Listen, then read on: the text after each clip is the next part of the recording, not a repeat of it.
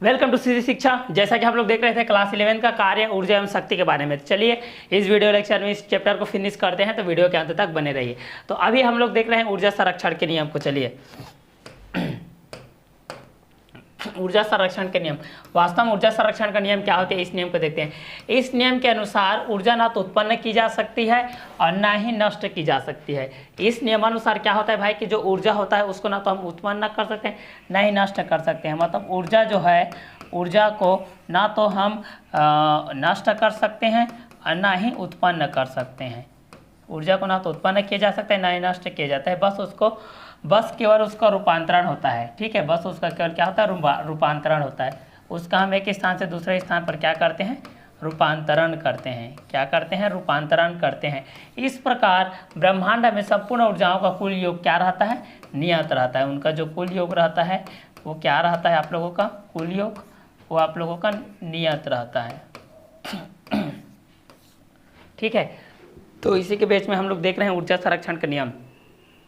ऊर्जा संरक्षण का नियम, इस नियम के अनुसार ऊर्जा ना तो उत्पन्न की जा सकती है ना ही नष्ट की जा सकती है, केवल उसका रूपांतरण होता है। इस प्रकार ब्रह्मांड में संपूर्ण ऊर्जाओं का कुल योग क्या रहता है, कुल योग आप लोगों का नियत रहता है। क्लियर, तो इसको हम लोग बोलते हैं ऊर्जा संरक्षण का नियम, जिसमें संपूर्ण ऊर्जा का क्या होता है, एक नियत रहता है। इसके बाद देखते हैं जैसे कि घड़ी में चाबी भरने में किया गया कार्य। इसके बाद हम लोग देखते हैं जो घड़ी में चाबी भरने में किया गया कार्य, स्प्रिंग में, घड़ी में चाबी में भरने में किया गया कार्य उसके स्प्रिंग में स्थितिज ऊर्जा के रूप में क्या रहता है, संचित होता है।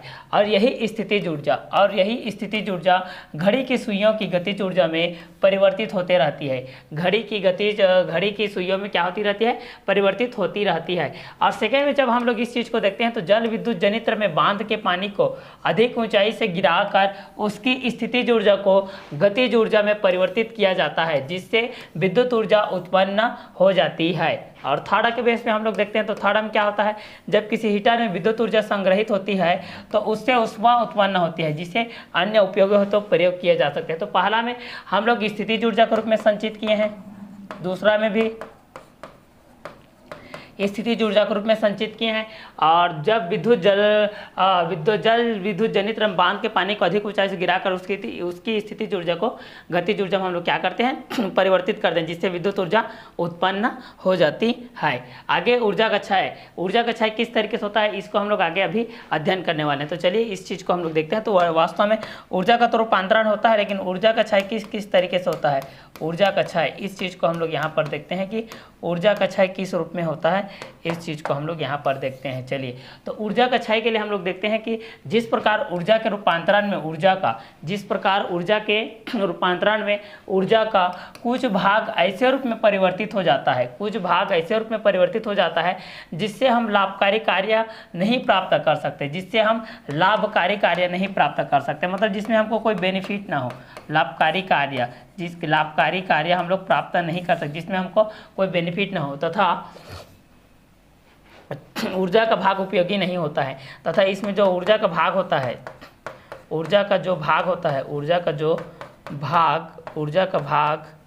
होता है वो उपयोगी नहीं होता।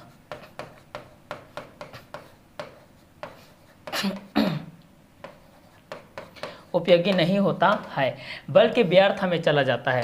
बाकी क्या हो जाता है, वेस्ट हो जाता है, व्यर्थ में आपका चला जाता है। इससे ऊर्जा का क्षय या हानि कहते हैं। तो ऊर्जा का रूपांतरण हम लोग करते हैं। ऊर्जा का रूपांतरण में ऊर्जा का कुछ भाग ऐसे रूप में परिवर्तित हो जाता है जिससे हम लाभकारी कार्य प्राप्त नहीं कर सकते, तथा ऊर्जा का यह भाग उपयोगी नहीं होता बल्कि व्यर्थ में चला जाता है। इसे ही ऊर्जा का क्षय या ऊर्जा का हानि कहते हैं। क्लियर, ऊर्जा का विभिन्न रूप कौन कौन से हैं, इसका हम लोग अध्ययन आप आगे करते हैं कि ऊर्जा के कौन कौन से स्रोत होते हैं, ऊर्जा का हमें विभिन्न रूप किस किस रूप में प्राप्त होता है, इसका आगे हम लोग स्टडी करते हैं। तो चलिए ऊर्जा के विभिन्न रूप किस किस तरीके से है, इसको हम लोग 1 बाय 1 करके देखते जाते हैं। इसी कड़ी में है पहला यांत्रिक ऊर्जा, पहला मैकेनिकल एनर्जी। पहला जो हम लोग पढ़ेंगे उसका नाम क्या है, यांत्रिक ऊर्जा। तो पहला यांत्रिक ऊर्जा के बारे में जानते हैं कि वास्तव में यांत्रिक ऊर्जा आपकी क्या होती है, इस चीज़ को हम लोग चलिए देखते हैं। तो यांत्रिक ऊर्जा प्रत्येक पिंड की स्थितिज एवं गतिज ऊर्जा। कोई भी पिंड होता है तो उसका स्थितिज ऊर्जा होता है, उसका आपका स्थितिज ऊर्जा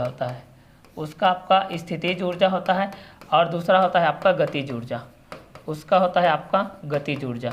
तो पहला आप लोगों का स्थितिज ऊर्जा हो गया, दूसरा आपका गतिज ऊर्जा हो गया, के योग को उसकी यांत्रिक ऊर्जा कहते हैं। इन दोनों के योग को हम लोग क्या बोलते हैं, यांत्रिक ऊर्जा बोलते हैं। जिसमें स्थितिज ऊर्जा भी हो और गतिज ऊर्जा हो, उनके दोनों के योग को हम लोग बोलते हैं यांत्रिक ऊर्जा। क्लियर।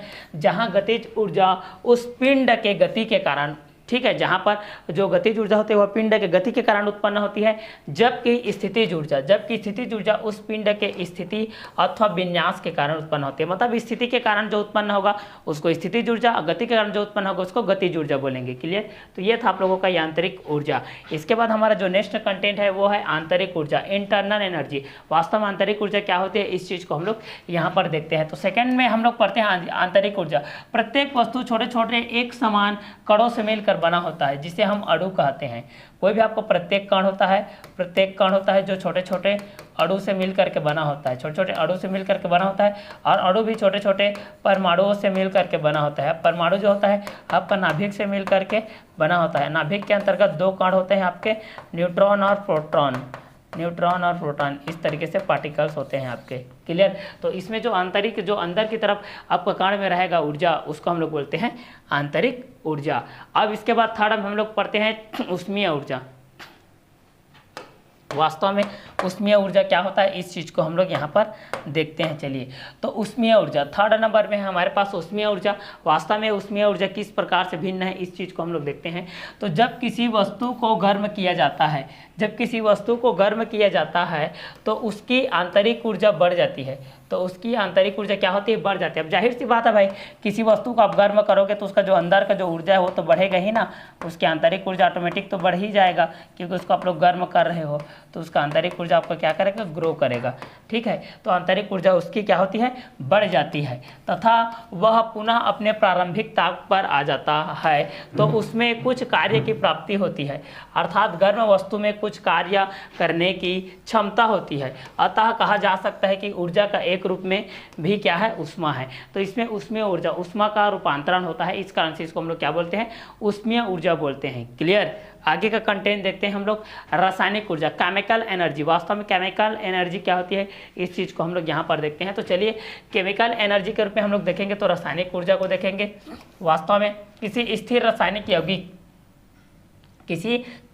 रासायनिक यौगिक की ऊर्जा उसके अलग अलग अवयवों की तुलना में सदैव कम होती है। यह अंतर उस यौगिक में इलेक्ट्रॉनों व नाभिकों की विशिष्ट व्यवस्था एवं गति के कारण होती है। इस अंतर को ही हम लोग रासायनिक ऊर्जा या रासायनिक बंधन ऊर्जा कहते हैं। क्लियर। तो यहाँ पर क्या होता है, कोई भी स्थिर रासायनिक यौगिक जो होती है भाई, कोई भी स्थिर रासायनिक जो यौगिक होती है, उसकी ऊर्जा को हम लोग अलग अलग अवयवों के रूप में तुलना करते हैं, अलग अलग अवयवों के रूप में सदैव तुलना करते हैं, जिसमें तुलना करने पर वह उसके तुलनात्मक अध्ययन में कम होती है। तो यह अंतर उस यौगिक के इलेक्ट्रॉनों और नाभिकों में, न्यूक्लियस नाभिक में आपका प्रोटॉन पॉजिटिव और न्यूट्रॉन आपका अनावेशित रहता है, का विशिष्ट व्यस्तम गति के कारण होती है। इस अंतर को हम लोग रासायनिक ऊर्जा कहते हैं या रासायनिक बंधन ऊर्जा कहते हैं। जैसे एग्जाम्पल के बेस में इस चीज़ को हम लोग देखेंगे तो क्या हो जाएगा, किसी सेल में ऊर्जा रासायनिक ऊर्जा के रूप में संचित होता है, किसी सेल में ऊर्जा रासायनिक ऊर्जा के रूप में क्या होती है, संचित होती है। तो ये आप लोगों का क्या हो जाएगा, रासायनिक ऊर्जा हो जाएगा, या इसको हम लोग रासायनिक बंधन ऊर्जा बोलते हैं। क्लियर। इसके बाद है जो आपका ऊर्जा का विभिन्न स्रोत का 5वां नंबर में है आप लोग नाभिकीय ऊर्जा। इसको हम लोग पढ़ते हैं, नाभिकीय ऊर्जा को हम लोग पढ़ते हैं न्यूक्लियर एनर्जी को। जब कोई नाभिकीय अभिक्रिया होती है तो उसमें द्रव्यमान क्षति होती है, यही द्रव्यमान क्षति ऊर्जा में परिवर्तित होती है, जिसे नाभिकीय ऊर्जा कहते हैं। यदि नाभिकीय अभिक्रिया के लिए प्रयुक्त नाभिकों के कुल द्रव्यमान तथा उत्पाद नाभिकों के कुल द्रव्यमान का अंतर अर्थात द्रव्यमान क्षति डेल एम हो, तो इससे उत्पन्न हुई नाभिकीय ऊर्जा ये के लिए एक कहलाएगी। ठीक है। तो हम लोग नाभिकीय ऊर्जा के रूप में हम लोग किस चीज़ को देखेंगे, तो मोस्ट इंपॉर्टेंट आपका क्या है कि जब कोई नाभिकीय अभिक्रिया होती है, जैसे कि नाभिकीय संलयन होता है, उसी प्रकार नाभिकीय अभिक्रिया होती है, तो उसमें द्रव्यमान क्षति होती है, और यही द्रव्यमान क्षति ऊर्जा में क्या होती है, परिवर्तित हो जाता है। नाभिकीय, अब इसमें ऊर्जा तो क्षति होगा, तो उसमें जो रहेगा ऊर्जा का रूपांतर क्षति के रूप में, तो उसको हम लोग नाभिकीय ऊर्जा कहते हैं। तो ये था ऊर्जा के विभिन्न रूप का 5th नंबर का। चलिए अब देखते हैं विद्युत ऊर्जा, इलेक्ट्रिकल एनर्जी। इसका स्रोत में 6वां नंबर पे जो है वो है आप लोगों का विद्युत ऊर्जा। वास्तव में विद्युत ऊर्जा क्या होती है? तो विद्युत ऊर्जा होती है विद्युत क्षेत्र में किसी विद्युत आवेश को हम लोग, विद्युत क्षेत्र जो होती है उसमें किसी विद्युत आवेश को ना, आप लोग जैसे विद्युत क्षेत्र ई है, जैसे कि फिजिक्स में पढ़ते थे ई आप लोगों का विद्युत क्षेत्र हुआ करता था, विद्युत क्षेत्र, उसमें हम लोग विद्युत आवेश को, कोई भी आपका विद्युत आवेश है, कोई भी आपका विद्युत आवेश है, चाहे वह पॉजिटिव है चाहे वह नेगेटिव है, को एक बिंदु से दूसरे बिंदु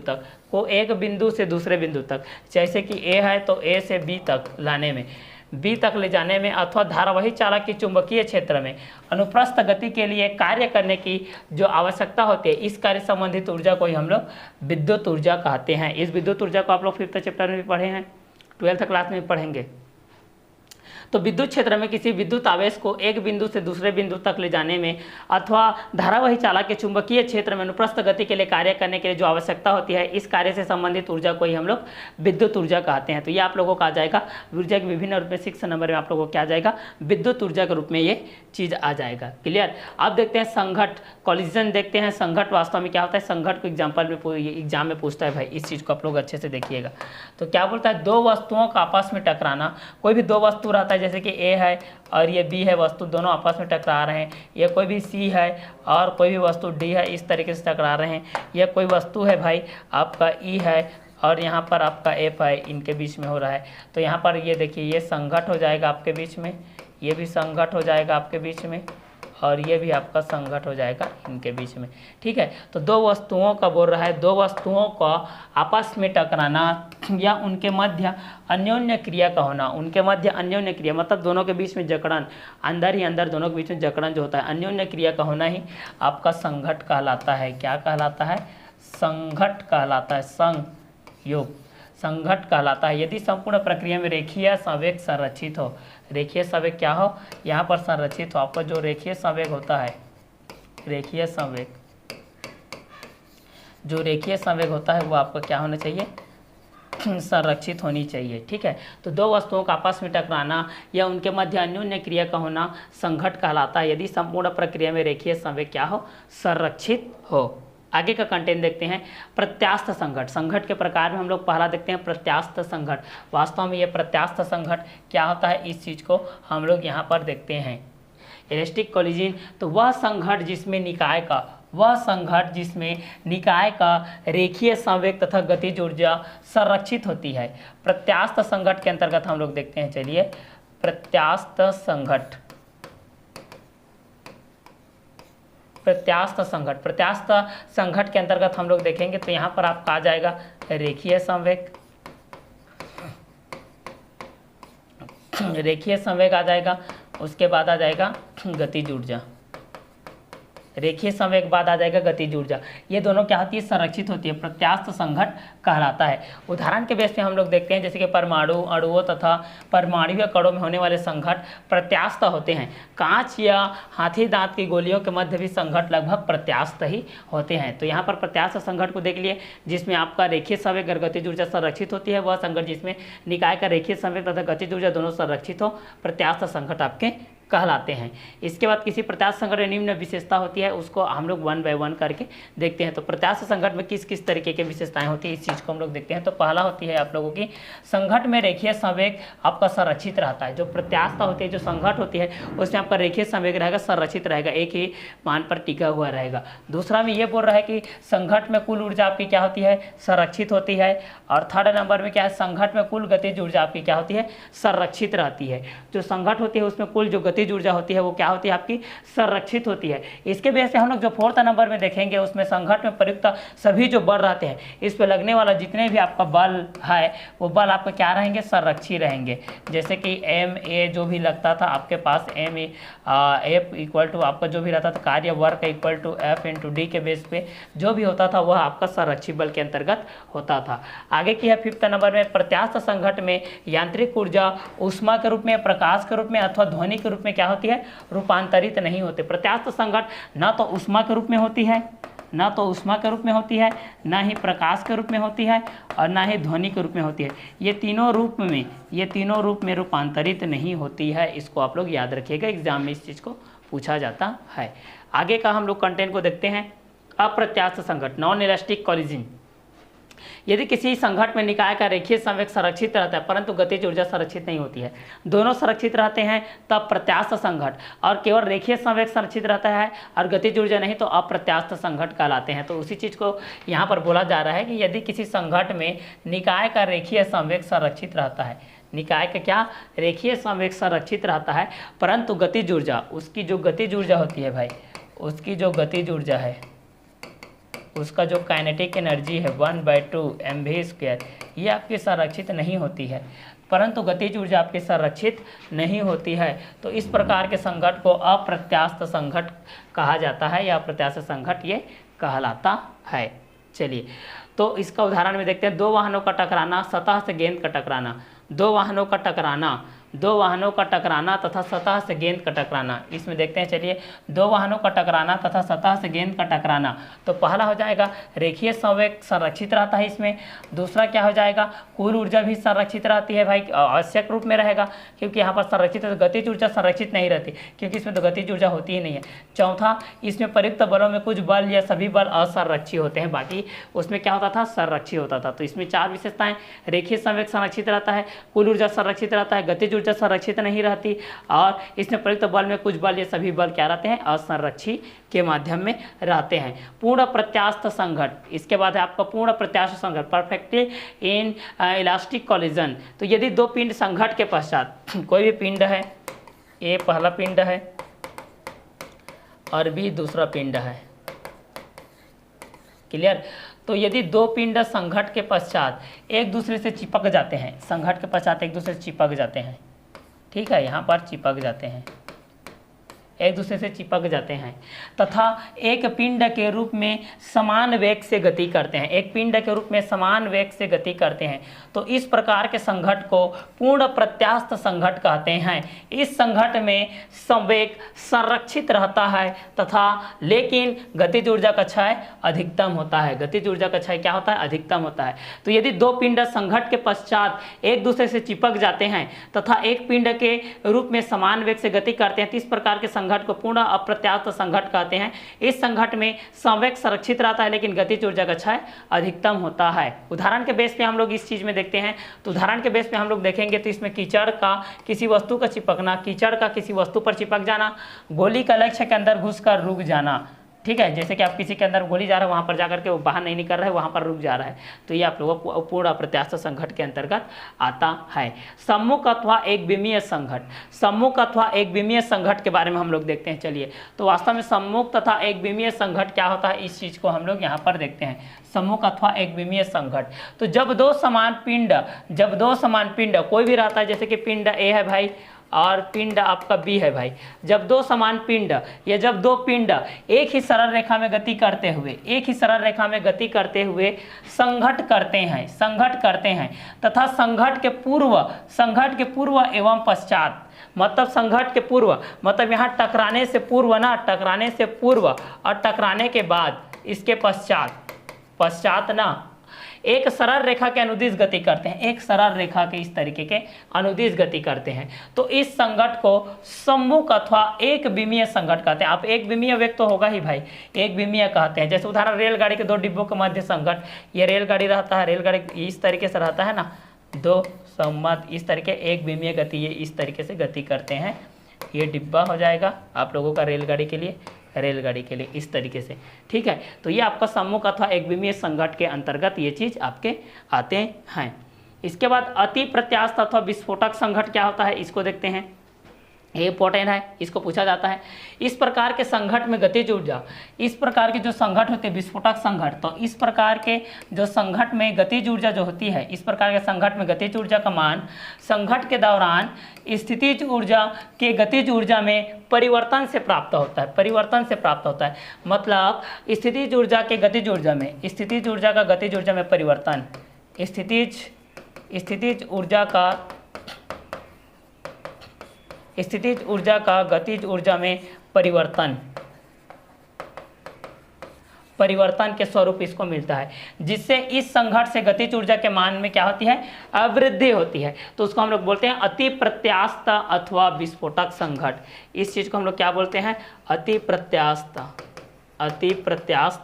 अथवा विस्फोटक संघट बोलते हैं। उदाहरण के स्वरूप में हम लोग देखते हैं, बहुत समय से संपीड़ित स्प्रिंग को अचानक छोड़ने पर उसमें संचित स्थितिज ऊर्जा का अचानक से गतिज ऊर्जा में परिवर्तित होने से गतिज ऊर्जा के मान में क्या हो जाती है, वृद्धि हो जाती है। तो इस चीज को हम लोग अति प्रत्यास्थ अथवा विस्फोटक संघट के अंतर्गत देखते हैं। इसके बाद द्विविमीय संघट देखते हैं। द्विविमीय संघट क्या होती है, इसके बाद हम लोग देखते हैं टू डायमेंशनल कोलिजन। द्विविमीय संघट किस तरीके से होती है, इस चीज को हम लोग देखते हैं। तो जब दो पिंड एक ही सरल रेखा में ना, जब दो पिंड एक ही सरल रेखा में रहते हैं, जब दो पिंड आपके एक ही सरल रेखा में रहते हैं, कोई भी पिंड हो, चाहे वह ए हो चाहे वह बी हो, एक ही सरल रेखा में हो भाई, तो एक ही सरल रेखा में गति ना करे, एक ही सरल रेखा में गति ना करे, लेकिन एक ही तल में स्थित हो, तथा संघट के पूर्व व पश्चात ऊर्जा तल में रहे। मतलब संघट के पूर्व और संघट के पश्चात, मतलब टकराने से पहले टकराने के बाद, तब इस प्रकार के संघट को हम लोग द्विविमीय संघट बोलते हैं। क्या संघट बोलते हैं, द्विविमीय संघट बोलते हैं, द्विविमीय संघट। इस प्रकार के को हम लोग क्या बोलते हैं, द्विविमीय संघट बोलते हैं। उदाहरण के लिए कैरम की दो गोटियों के मध्य संघट, तो इसको हम लोग बोलते हैं द्विविमीय संघट। ठीक है, आगे के कंटेंट को हम लोग इस तरीके से देखते हैं। इसके बाद है आप लोगों का क्या है, एक विमीय प्रत्यास्थ संघट। ये एक विमीय प्रत्यास्थ संघट के बेस पे हम लोग देखते हैं इस चीज को। तो जब एक सरल रेखा में गतिशील दो पिंडों के मध्य प्रत्यास्थ संघट होता है, तो इस संघट को हम लोग एक विमीय प्रत्यास्थ संघट के अंतर्गत देखते हैं।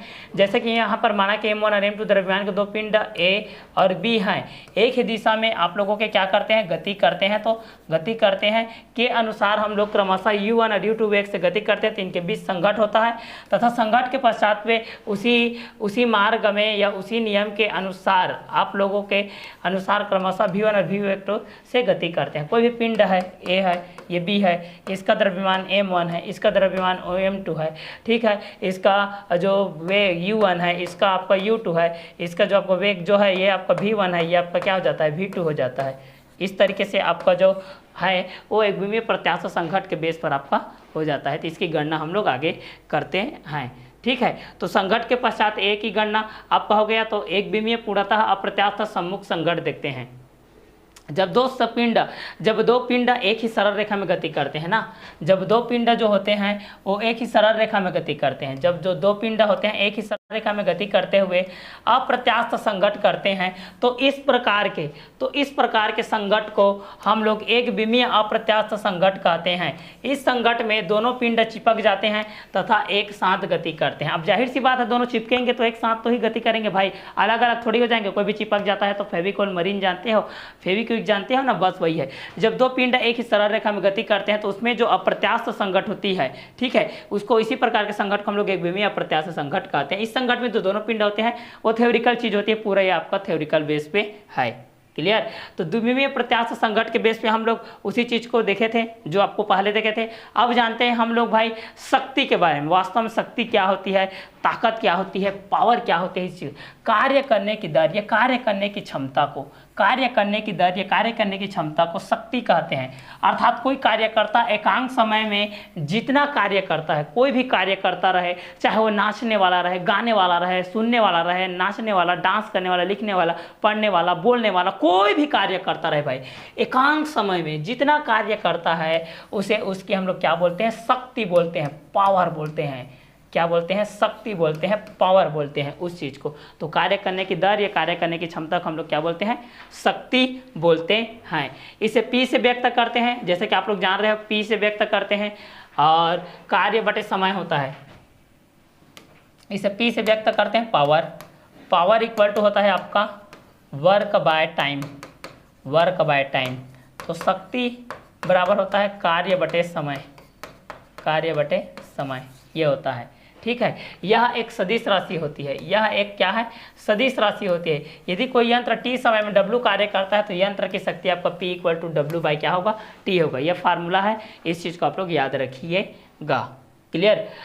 यह एक सदिश राशि, यदि कोई यंत्र टी समय में W कार्य करता है तो यंत्र की शक्ति वही जो अभी अभी मैं इस चीज़ को बताया हूँ कि P इक्वल टू क्या होता है भाई आप लोगों का W, P equal to W/T, power equal to work by time. Clear. अब कार्य का जो मान होता है वह समय पर निर्भर नहीं करता है कितना है, ठीक है। तो जो इस चीज़ को याद रखिएगा, जो कार्य का मान है वह समय पर निर्भर नहीं करता है, कार्य का मान आपका समय पर निर्भर नहीं करता है, बल्कि केवल बल और विस्थापन पर निर्भर करता है। ये आपका बल है और उसके विस्थापन किस दिशा में हुआ इस पर आपका निर्भर करता है। जबकि शक्ति का मान समय पर निर्भर करता है, समय पर निर्भर करेगा ही भाई, क्योंकि यहाँ पर हम लोग पढ़े हैं P इक्वल टू W/T पढ़े हैं भाई कि शक्ति बराबर कार्य बटे समय। तो ये तो समय पर निर्भर करेगा, नहीं तो कहाँ चलेगा भाई। यदि दो मशीन समान समय में अलग अलग कार्य करते हैं या समान कार्य अलग अलग समय में करते हैं तो उनकी शक्ति अलग अलग होगी। किसी का कोई 5 सेकेंड में कर रहा है भाई 5 सेकेंड में 5 सेंटीमीटर, कोई 10-15 सेंटीमीटर कर रहा है 10 सेकेंड में, तो सबका शक्ति आप लोगों का अलग अलग होता है। P1 P2 के बेस पे ये सब अलग अलग होते हैं। किसी वस्तु पर लगने वाला बल उसके वेग के गुणनफल को आरोपित बल की शक्ति होती है। अगर शक्ति को हम लोग इस तरीके से भी परिभाषित कर सकते हैं, किस तरीके से परिभाषित कर सकते हैं कि किसी वस्तु पर लगने वाला बल उसके वेग के गुणनफल, उसके जो वेग है उसके गुणनफल को आरोपित बल की शक्ति कहलाती है, ठीक है। गुणनफल आपका जो वेग के रूप में रहेगा वो आपके शक्ति के बेस पे रहेगा, तो इस चीज़ को भी हम लोग क्या बोलते हैं, शक्ति बोलते हैं। क्लियर। आगे का कंटेंट जो है, जब किन्हीं दो पिंडों में संघट होता है, अब संघर्ष से रिलेटेड इस चीज़ को हम लोग देखते हैं कि जब दो पिंडों में संघट होता है मतलब टकराते हैं एक दूसरे से, तब क्या होता है इस चीज़ को देखते हैं। तो जब किन्हीं दो पिंडों में संघट होता है तो पिंडों के संघट के पश्चात दूर जाने के अपेक्षित वेग रहता है, दूर जाने का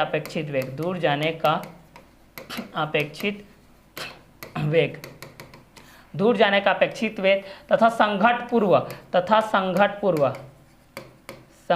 पूर्व उनके पास आने के अपेक्षित वेग के अनुपात को प्रत्यास्थान गुणांक कहते हैं। इसे ई से व्यक्त किया जाता है। इसको पूछता है भले प्रत्यास्थान गुणांक किसे कहा जाते हैं, तो संघट के पूर्व संघट के पश्चात दोनों के बीच में जो गुणांक है उसको हम लोग प्रत्यास्थान संघट कहते हैं। अब देखते हैं नाभिकीय विखंडन, न्यूक्लियर फिजन। नाभिकीय विखंडन इसको एग्जाम में पूछता है भाई, इस चीज़ को आप लोग अच्छे से देखिएगा। तो जब किसी भारी नाभिक पर ऊर्जा युक्त न्यूट्रॉनों की बमबारी की जाती है तो वह दो लगभग समान नाभिकों में विभक्त हो जाती है। नाभिकों में क्या हो जाती है, विभक्त हो जाती है। इस घटना को नाभिकीय विखंडन कहते हैं। इस घटना को क्या बोलते हैं, नाभिकीय विखंडन कहते हैं। तथा नए नाभिकों का कुल द्रव्यमान मूल नाभिक के द्रव्यमान से क्षति कम होती है। अब जाहिर सी बात है क्षति तो कम होगी भाई, क्यों नहीं होगी, क्योंकि जब किसी भारी नाभिक पर ऊर्जा युक्त न्यूट्रॉन को बमबारी की जाती है तो वह दो लगभग समान भागों में विभक्त हो जाते हैं। इस घटना से नाभिकीय विखंडन कहते हैं। क्योंकि बराबर भाग में जो बमबारी होगा तो नाभिकीय विखंडन तो इस तरीके से होगा, ये एक भाग के रूप में होगा, तो इससे जो द्रव्यमान मूल नाभिक के द्रव्यमान से क्षति से क्या हो जाएगा, कम बेस में ये हो जाएगा। क्लियर। अब इस चैप्टर का, इस लेसन का, इस एक्सरसाइज का और इस कंटेंट का आपका लास्ट टॉपिक नाभिकीय संलयन है, न्यूक्लियर फ्यूजन। नाभिकीय संलयन क्या होती है इस चीज़ को हम लोग देखते हैं। तो जब नाभिकीय संलयन होता है, नाभिकीय संलयन वह क्रिया है जिसमें दो हल्के नाभिक परस्पर संयोग करके एक भारी नाभिक बनाते हैं। जिसमें दो हल्के नाभिक होते हैं ए और बी, ये दोनों हल्के नाभिक हैं। ये दोनों हल्के नाभिक मिल करके एक भारी नाभिक बनाते हैं। एक क्या बनाते हैं, एक भारी नाभिक बनाते हैं। इस क्रिया में भी अपार ऊर्जा मुक्त होती है। इस क्रिया में अब होगी भाई ऊर्जा, क्योंकि दोनों मिल करके बना रहे हैं तो अपार ऊर्जा व्यक्त होगी। इसका कारण यह है कि उत्पाद नाभिक का द्रव्यमान संयोग करने वाले नाभिकों के द्रव्यमानों के योग से कम होता है तथा यह द्रव्यमान क्षतिज ऊर्जा में क्या होती है, परिवर्तित होती है। तो इस चीज़ को हम लोग बोलते हैं नाभिकीय संलयन। तो नाभिकीय संलयन वह क्रिया जिसमें दो हल्के नाभिक आपस में मिलकर के एक बड़े नाभिक का निर्माण करते हैं, इसको हम लोग बोलते हैं नाभिकीय संलयन। तो ये इस चैप्टर का, इस अध्याय का लास्ट कंटेंट था। नेक्स्ट वीडियो लेक्चर हम लोग नेक्स्ट लेसन 7 के साथ हम लोग मिलते हैं। तो आज के क्लास हम लोग यही वर्क करते हैं। तब तक के लिए अलविदा, okay bye, have a nice day.